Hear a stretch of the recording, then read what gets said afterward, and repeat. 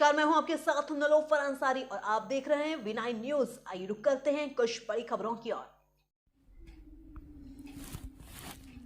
आम जनता को अपने कार्य करवाने के लिए सरकारी कार्यालयों के नहीं काटने पड़ते चक्कर। नीलोखेड़ी के विधायक धर्मपाल गोंदर प्रधानमंत्री नरेंद्र मोदी का भारत को वर्ष 2047 तक आत्मनिर्भर और विकसित भारत बनाने का दूरदर्शी विजन। भगवान दास कबीरपंथी करनाल के नीलोखेड़ी खंड के गांव लाठरों व बरसालू में विधायक धर्मपाल गोंदर व पूर्व विधायक भगवान दास कबीरपंथी ने विकसित भारत संकल्प यात्रा जनसंवाद कार्यक्रम के दौरान बतौर मुख्य अतिथि शिरकत की। ग्रामीणों ने विकसित भारत संकल्प यात्रा का स्वागत किया। विधायक धर्मपाल गोंदर ने कहा कि विकसित भारत संकल्प यात्रा लोगों तक सरकार की जनकल्याणकारी नीतियों को पहुंचाने का एक सशक्त माध्यम बना है। इस कार्यक्रम के माध्यम से लोग अपनी समस्याएं जनप्रतिनिधियों के समक्ष रख पा रहे हैं और उनका अधिकारियों व कर्मचारियों के सहयोग से समाधान भी किया जा रहा है।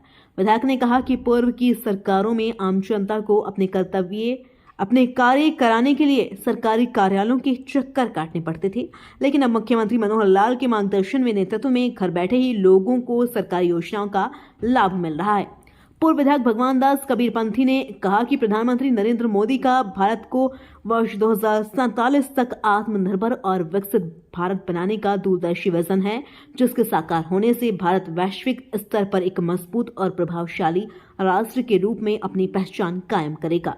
उन्होंने कहा कि मुख्यमंत्री मनोहर लाल के नेतृत्व में बनी प्रदेश सरकार ने अपने 9.5 वर्ष शासनकाल में प्रशासन व शासन में फैले भ्रष्टाचार और भाई जातिवाद को समाप्त किया। उन्होंने कहा कि मुख्यमंत्री मनोहर लाल की अच्छी व नेक सोच के चलते महिलाओं को पंचायती राज चुनाव में 50% की हिस्सेदारी प्रदान की गई।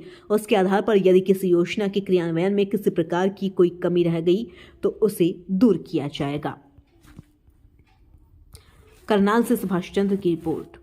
कहीं ना कहीं हेराफेरी होती थी, लेकिन सरकार ने मेरिट के आधार पर आज बच्चों को नौकरी देने का काम किया। पढ़े लिखे बच्चे, इंटेलिजेंट बच्चा जो अगर कंपटीशन में बैठता है सोतियों, उसको किसी सिफारिश की जरूरत नहीं, कहीं पैसे देने की जरूरत नहीं, घर बैठे उसको उसके बच्चे की नौकरी आती है। बहुत से SCS अफसर आज बिना पैसे के और बहुत 1,10,000 नौकरियां बिना खर्ची बिना पर्ची के सरकार ने भर्ती करने का काम किया है और 60-65,000 नौकरियां भी पाइपलाइन में है जो जल्दी उनकी भी भर्ती कर दी जाएगी। साथियों, पेंशन आज घर बैठे बढ़नी शुरू हो गई है। जिसकी उम्र 60 साल होगी अब ऑटोमेटिक उसके खाते में उसके पैसे आने शुरू हो जाएंगे। अब तो पेंशन जो लेना नहीं चाहता उसने कटवाने के लिए अब एप्लीकेशन देनी पड़ेगी। अब 2750 मिल रही है, अगले महीने में ये पेंशन आपको 3,000 आपके खाते में आनी शुरू हो जाएगी। किसान सम्मान निधि 6,000 माननीय प्रधानमंत्री जी दे रहे हैं। लगातार हर किसान के खाते में ये पैसा पहुंच रहा है और साथ ही आयुष्मान कार्ड दिया है। गरीब आदमी के इलाज के लिए 5 लाख तक की इसकी मुफ्त में किसी तरह की उसने कोई डॉक्टर, चाहे वो प्राइवेट हॉस्पिटल में अपना इलाज कराए या किसी सरकारी हॉस्पिटल में इलाज कराए, उस 5 लाख तक का इलाज वो करा सकता है। और अब तक 1,080 करोड़ के जो ये क्लेम सरकार ने दिए हैं और बहुत से लोगों ने इसका फायदा उठाया। पहले इसकी एक सीमा तय की थी कि जिसकी इनकम वार्षिक 1,80,000 है उसके बनते थे, लेकिन अब सरकार ने 3 लाख तक कर दिया। जिसकी इनकम 3 लाख तक है उसको सिर्फ 1,500 रुपए देने पड़ेंगे। 1,500 रुपए दे करके उसके परिवार का भी आयुष्मान कार्ड बन जाएगा।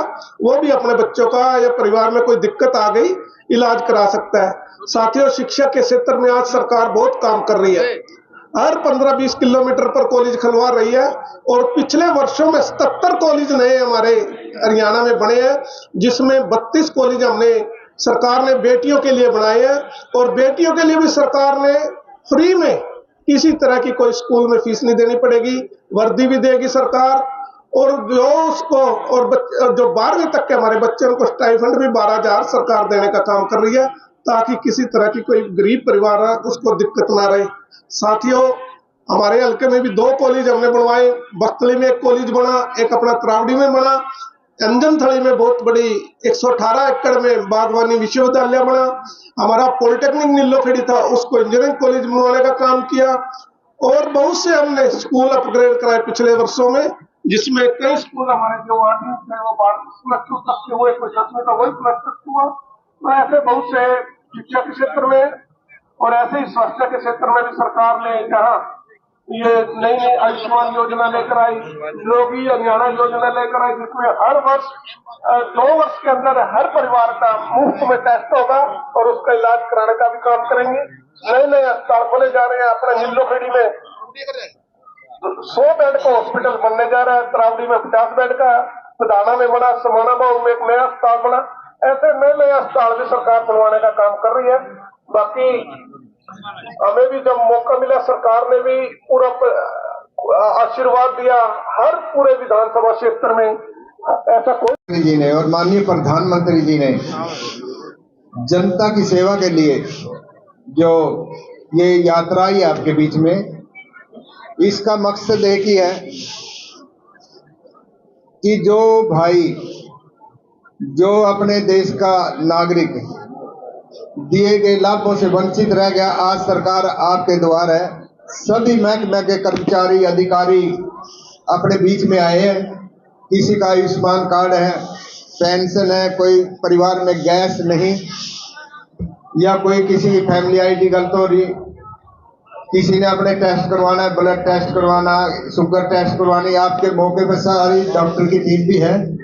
मैं इसमें माननीय मुख्यमंत्री जी का और माननीय प्रधानमंत्री जी का धन्यवाद करता हूं कि आज सरकार आपके द्वार अपने गांव में आई है। बरसाड़ू में आज भाई लाल सिंह ने जो ये प्रोग्राम कराया, इससे पता लग रहा है भी इनका इसमें सरपंचों का कितना प्यार है, और इनका तो दिन रात 24 घंटे आपके बीच में खड़े हैं। हमारे एक सरपंच युवा साथी बर्थक से उस समय लेट आए थे, अंकित भाई, इनका भी यहाँ पहुंचने पर धन्यवाद करता हूँ।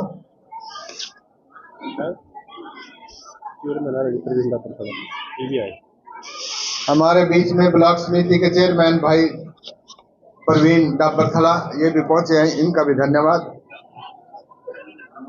आज जो देश में प्रधानमंत्री अपने जो अपने देश का नाम है, इन्हीं की वजह से पूरे वर्ल्ड में, पूरे संसार में नाम है।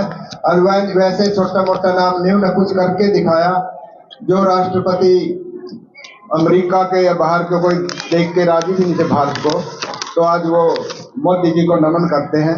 ऐसा काम माननीय प्रधानमंत्री जी ने करके दिखाया। आज जैसे चीन पहले समय समय पर आकर किसी समय भी कह दिया यहाँ झंडा गाड़ दिया, हमारी सीमा में घुस गए, आज उसकी हिम्मत नहीं है। एक जैसे मेरे को आपने आशीर्वाद दिया, तो शुरू में कोरोना लग गया, 2 साल तो कोरोना में बीत गए, 6 महीने वैसे होश नहीं आई क्योंकि आमदनी के साधन रहे नहीं थे।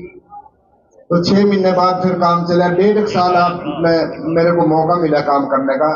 तो काम करने के जैसे हमने शुरू करा, नीलोखेड़ी में पूरे हरियाणा में 90 हलकों में नीलोखेड़ी का रिकॉर्ड है, सबसे ज्यादा सड़कें बन, जो कच्चे से पक्का रास्ता हो, 12 से 18, 18 से 24, एक अपने सभी को यहाँ बच्चों को बड़ों को मंडल जैसे ये बना है, एसडीएम साहब से काम लेने के लिए करनाल जाना पड़ता था। अब नीलोखेड़ी अपना उपमंडल मंजूर हो गया। अप्रैल से 1 अप्रैल से अपना यहाँ अधिकारी बैठेंगे, एसडीएम साहब, यहीं डीएसपी साहब बैठेंगे। जैसे बच्चों को लाइसेंस बनवाना था, वो करनाल जाने की जरूरत नहीं, यहीं बन जाएगा। जाति प्रमाण पत्र था, हरियाणा निवासी प्रमाण पत्र था, और भी बहुत से काम है। जैसे तहसीलदार से ऊपर जैसे कई बार तकसीम का केस होता था, जमीन का कोई फर्द तोड़वानी थी, यहीं एसडीएम साहब बैठेंगे। अब आपको करनाल जाने की जरूरत नहीं। नीलोखेड़ी में एक रेस्ट हाउस बना है, उसमें ये जरूरी